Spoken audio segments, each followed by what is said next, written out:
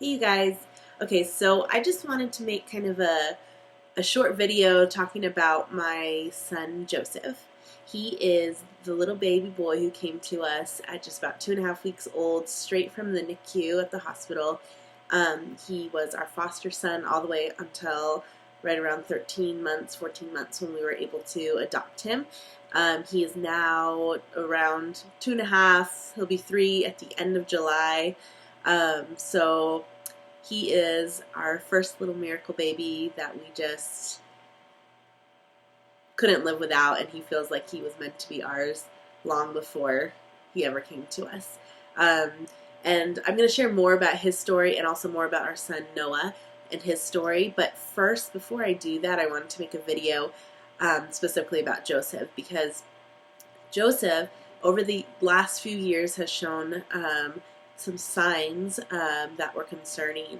His first probably 14 months of life, other than a few health issues that were related to his prenatal drug exposure, he was normal, typical in his development. He was walking actually kind of early, he crawled kind of early, he was very physical, he could climb up and down couches and stairs, and he had no issues with that. He seemed to be meeting all of his milestones.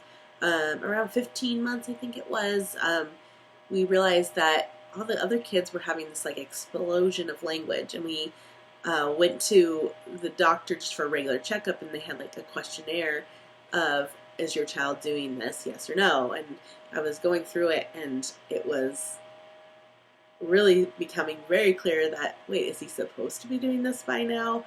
Because he's definitely not. And most of that had to do with language, and some of it had to do with his behaviors and interactions with others. He played a little bit with others, but he really chose to play by himself for the most part. I remember clearly going to a friend's get-together. They all have kids right around the same age, between newborn to 4 or 5 years old, and we were getting together, and all of the little kids were playing together in one room, and I'm looking for Joseph. Where did he go? And I go around the corner, and he's playing by himself in the corner with a car, and he's just kind of spinning the tires and going back and forth, and he's not really interested or even aware that there's other children playing together. He really had no interest in them. And so I've worked with kids with autism for a long time. I was a respite and habilitation provider, and so when I started seeing speech delays and started seeing this kind of behavior of him being by himself, and then this things like spinning of the tires and kind of obsessing over that, and then another behavior he had was he loved straws or anything that was really a stick, and he still does this. He likes to put it in front of his face and flick it and kind of look out the corner of his eye. And anyways, when I saw all these behaviors, autism is the first thing that came to my mind. So thankfully, because of his, because he came through the foster care system, he still had we were very blessed because he had a lot of services available to him. So I was able to connect with what's called, it's AZIP here in Arizona, and basically get him some services started. And he just really, it's very rare. He started some services for speech and sensory, nothing really intense, nothing really that I was not impressed with either. But at least he was getting something, and at least we were connected with the right people. And he was recently approved for developmental disabilities, DDD, and he also was approved to go into a special needs preschool. Now, since he's not 3 yet, we've been basically waiting for months and months, I think 6 to 7 months, wait to get into a pediatric specialist who can do an evaluation and an official diagnosis for autism. So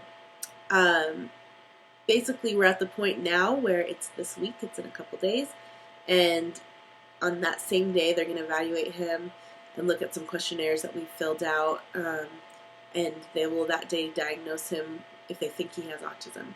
If they don't think he does, then maybe we can start moving forward on finding out, well, why is he not talking yet? Why is he struggle with so much sensory processing? Why does he have some of those similar symptoms but isn't? So we're basically at that point, either he is or he isn't, and if he is, then we can kind of start his official services and get him a habilitation provider and more intensive speech and more intensive sensory integration therapy, OT and things like that.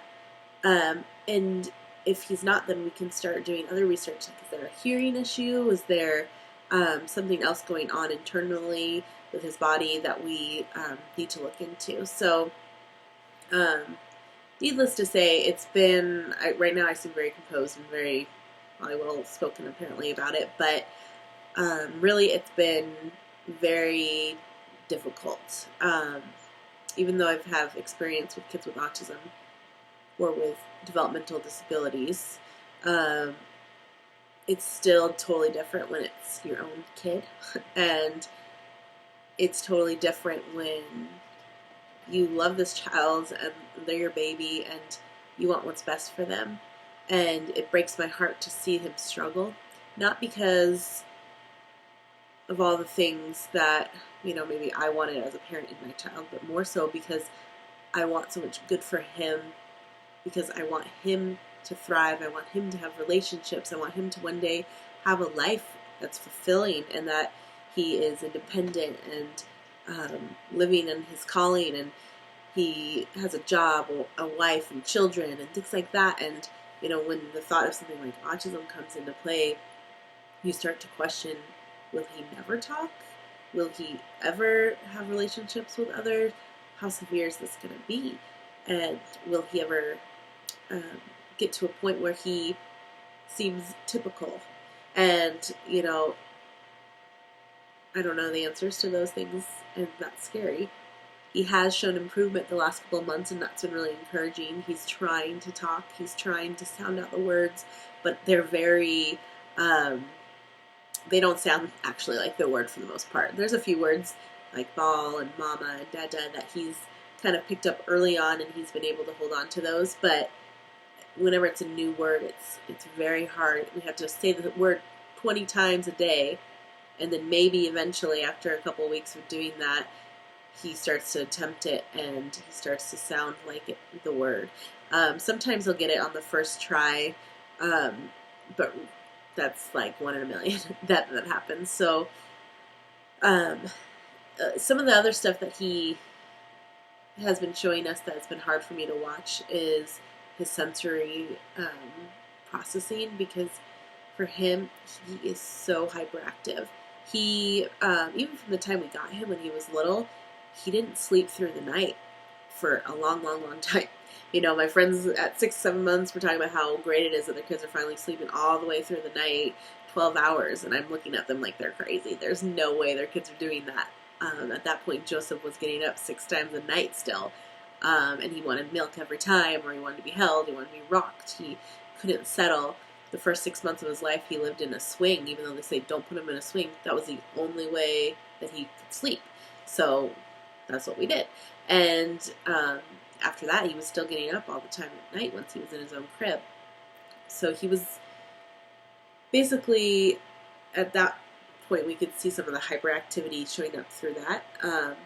But now it's literally, he runs and runs and runs back and forth, jumps on couches, jumps on everything. We finally got him his own little trampoline so he can jump on that. But he literally is kind of nonstop. The only time he stops is if we put him in a stroller. So we have to do that in public. Otherwise, it becomes a dangerous thing because he runs and bolts into streets. He runs and he's not really paying attention. And he also doesn't respond when we say, Joseph, stop, Jojo, stop. He doesn't even hear us. He's gone. He's in his own world.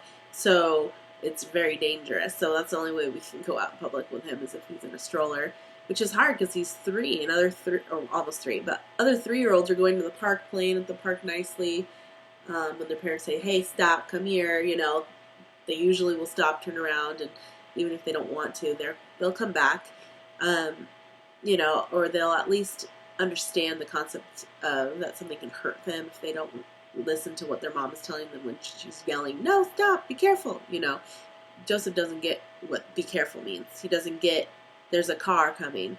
He doesn't understand that. And so that's another thing that makes just it very difficult going out, even just to the grocery store, I have an emotional meltdown half the time we go to the grocery store. I mean, he's a toddler, so he has his toddler tantrums. So that's enough to stress a mom out, right?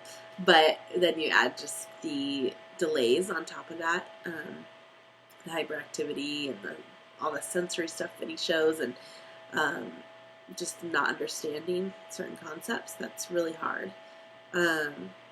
So yeah, that's kind of where we're at with Joseph right now, and I just kind of want to share a video before we went into his diagnosis evaluation this coming Wednesday, just kind of for myself and for any other parents who are maybe in the process of figuring out what's going on with their child, whether it's a developmental disorder or specifically autism.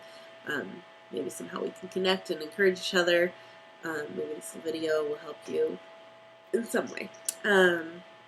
So yeah, I really appreciate all the support over the last couple of years, and I know I took a long break from sharing, and a lot of that had to do with what we were going through with Joseph, because it's been really hard. It's been overwhelming some days. There's been days where I just break down and I cry because I don't know what to do to help him when he's thrown himself on the floor and he's crying, and I don't know why, because he can't say if he's hungry or thirsty. He can't tell me if something hurts, if he has a tummy ache or a headache.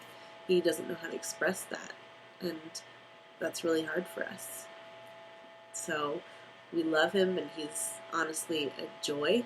He's some of the things that are, the happy things about JoJo are that he is always happy. He's silly. He runs around and brings joy to others. There's strangers who've come up to us and made comments about just how cute and sweet he was and how he was just a special little guy. And, I have a very clear memory of when he was, I want to say he was around 9 months old. I know he wasn't a year yet. I was at the grocery store, and I was loading him back into the car. We had just finished going to the grocery store, and a lady pulled up next to me and rolled her window down, and I'm thinking, okay, what is this lady going to say? And she says, "Excuse me, this is really weird, but I just want to say I feel like I saw your son in the grocery store, and I felt like God told me that I needed to let you know that he is a very special little boy, and that God has great plans for him. He's going to do amazing things." And that was when he was 9 months old. And when I think about that, it makes me emotional, because it's like something I've held on to. That lady doesn't even, I don't know her name, I don't know where she is, but I've held on to that comment, and that I believe that that's true, and that was directly from God, because the days where I've thought maybe Joseph won't ever talk, or that maybe Joseph won't ever be able to do, A, B, or C, whatever it is I've thought of, I remember back to that statement that God has a great plan for him, and he's going to do great things. And I know that ultimately is what matters most. If God has a plan for him, then I'm just going to walk and do whatever God directs me towards, and do the best I can humanly, and let God do the rest. And in some senses now, I'm at a point where I feel so excited to see what God's going to do, because it's going to be another miracle story about Joseph's life, because this kid has overcome some crazy stuff. And we just love him. We love him so much, and I hope to be able to help you guys get to know him, even if it's through YouTube. So thank you guys for just all your support, and comment below if you have any questions or comments, and if any of you want to connect with me, you can find me on Instagram or Facebook. I'll put the little links somewhere like up here. So have a good rest of your day, guys. Bye.